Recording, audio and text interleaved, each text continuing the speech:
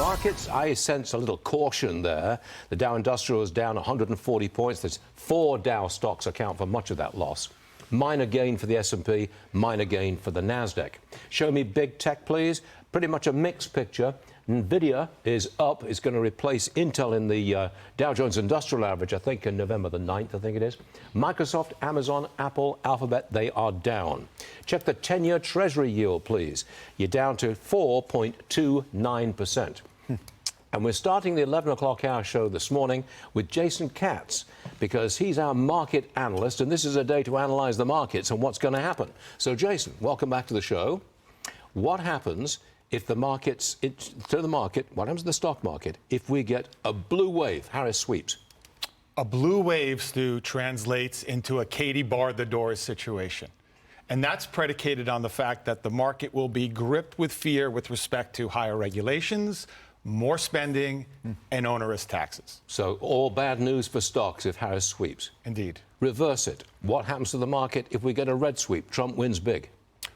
Red sweep, I think you have initial euphoria, and then I think the narrative then shifts back to his tariffs. What does that mean for inflation? And then I also think the focus goes on to what Elon Musk has said. He's not taking a scalpel. He would take a hatchet to government inefficiency and spending, and he admitted that that would result in some short-term pain. So I think it's a knee-jerk reaction to the upside, and then maybe a moderation thereafter. What about divided government? The president is one party, Congress is the other.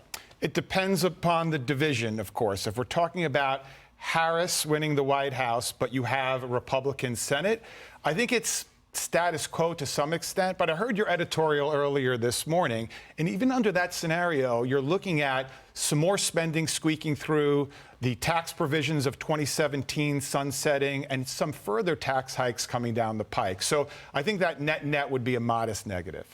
You say that recent price action, various stocks, recent price action, suggests that a red sweep, a Trump sweep, is possible. Make your case. Indeed. The last few days, trading days withstanding. So if you look over the last month, you look at any asset class that is highly regulated, whether it's Bitcoin, which isn't regulated, but you look at Bitcoin as a proxy, you look at healthcare stocks, you look at energy stocks, all of those have moved in the favor of Trump. You look at the surge in the 10-year yield, that's to some extent predicated on some of the inflation that will result from tariffs, but also it's a reflection of how you'd have a more stable and stronger economy. So if you follow the money, people vote with their money, I think it suggests that it's entirely possible that whoever wins that seat in the White House actually sweeps the whole McGillicuddy. Whoa, that would be a big deal. I concluded my editorial by saying the more power Trump accumulates, the more stocks go up. You agree with that?